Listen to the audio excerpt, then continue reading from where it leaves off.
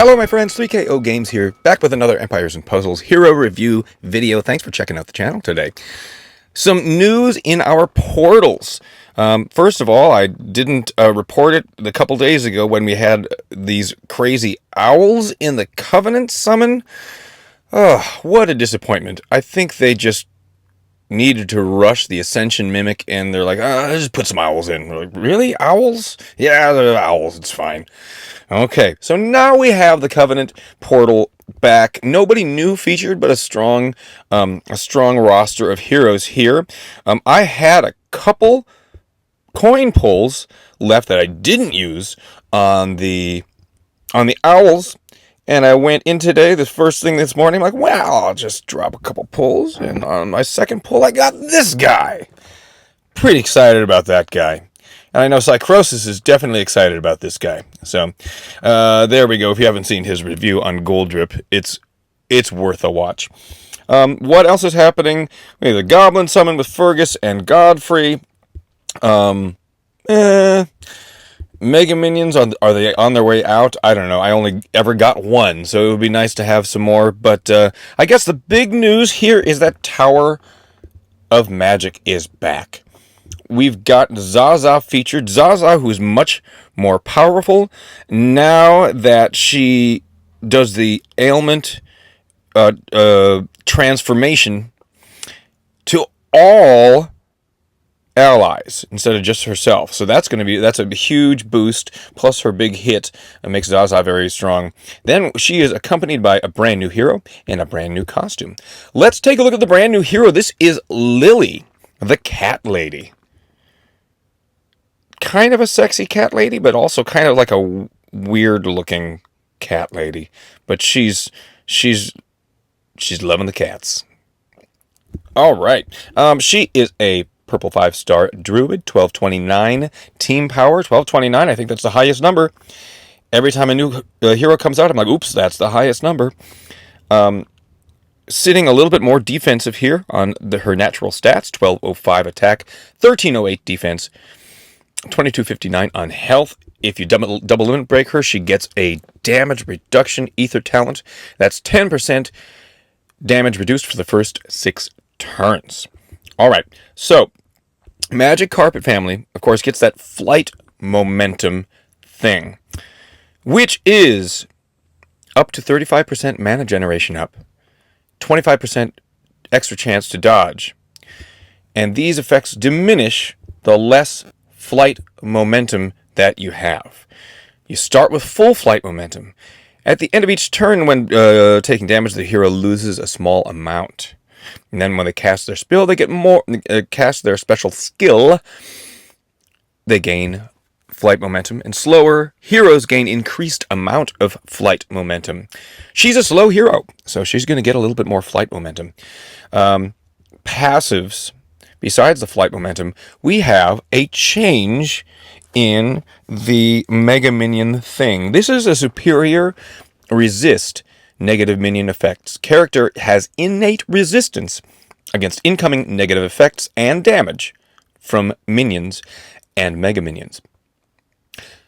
Honestly, I don't know if this is better than the other Magic Hero passive, which just makes all Mega Minions 75% less beefy, because that allows those Mega Minions to be wiped out by your team more quickly.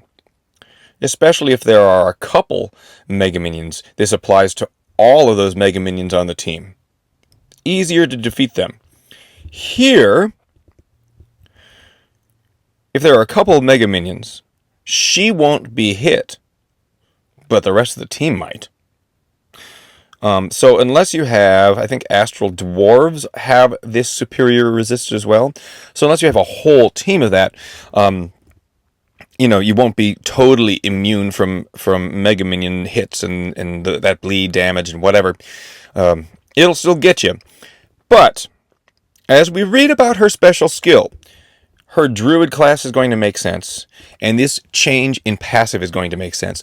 I don't think that they are throwing the other weaker Mega Minion passive under the bus completely.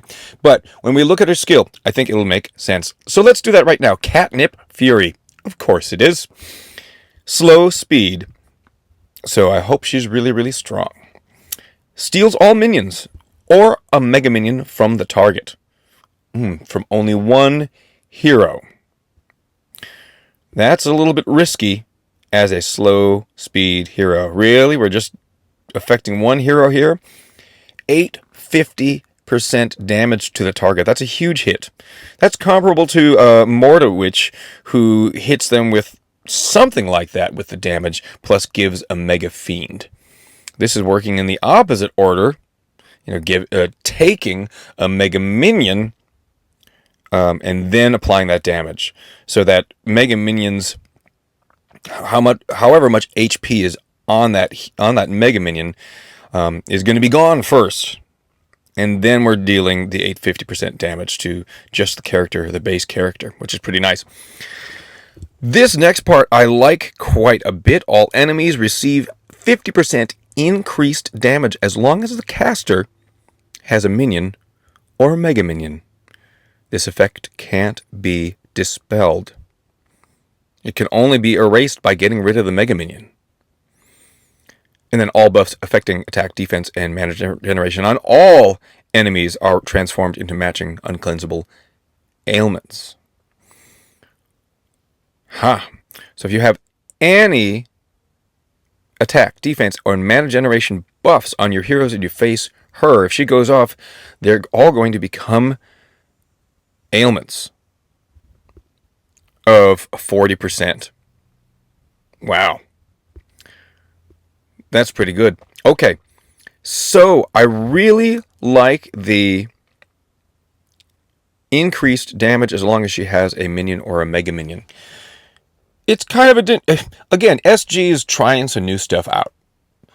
There is a limited amount of different permutations you can do. So it's like, well, okay, we've done this kind of thing before, but have we given the other team something when your team has a minion? Like, does that work? No, not quite. So I think this could be an interesting special. Obviously, if you put her on defense and then there are no Mega Minions to face, she's not doing as much. It's a good big hit, and we get that buff transformation into ailments. So that's okay. But if you bring her on offense and pick your team carefully, steal a Mega Minion, and then give that whole team 50% increased damage, she can be really, really useful. Now, we have this superior resist passive and not the weaker Mega Minion passive. Because the weaker Mega Minion passive, would that also just make the Mega Minion weaker on you when you stole it? I think so. And that's not what we want here. We want to steal a big, beefy, very powerful Mega Minion. So I think that's why they changed. Also, Druid class. Don't forget, if this character received any damage by the end of an enemy turn, there's a 15% chance to activate the following effects. Summon a Thorn Minion. Right?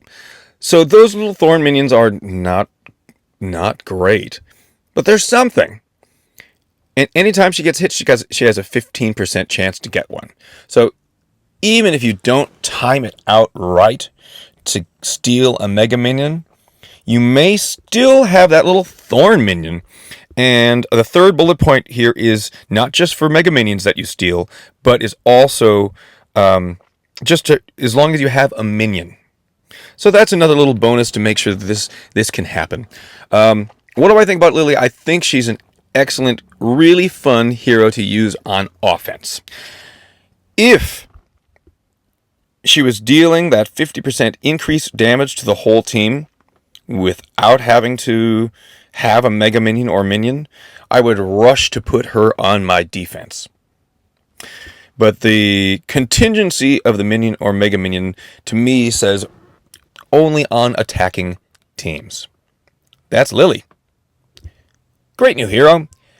She is featured alongside a brand new costume for Vaishali, who I just picked up in Faded Summon, and that means absolutely nothing, because, like, oh, I've got her, well, now if you pull her, I'll have 2 copies, but it doesn't make me any more likely to get this costume or anything. But boy, look at all those passives. Where is... Oh, get rid of all that. Where is she here? Here's her passives. Oh, because of the costume bonuses on there too. It just looks like such a long list. Okay, so let's jump in. We'll go and see what these passives are. Mana on special. 60% chance to give 10% mana to the allies. Great.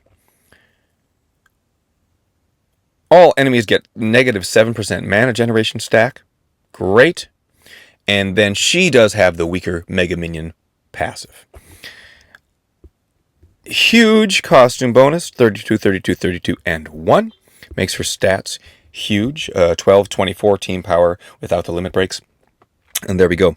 So now let's look back and forth between the original and the costume. The original has, at first mana charge, all allies regenerate 594 HP over 3 turns. 594 is now 702. That's a little boost. Allies get plus 30% attack for 3 turns. That is now 33% attack. And the cleanse is the same. Good.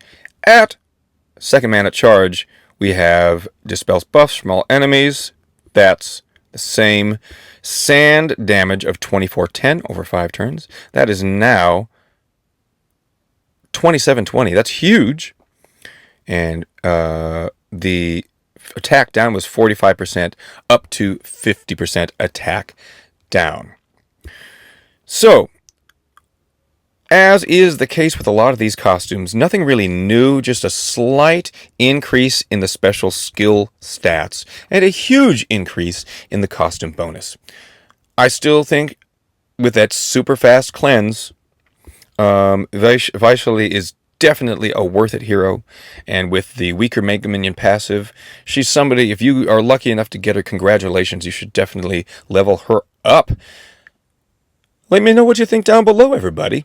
About Vaishali costume, about Lilli. Let me know about any of your pulls, if you did any pulls, if you had some luck. And I thank you for checking out the video today. We'll see you next time.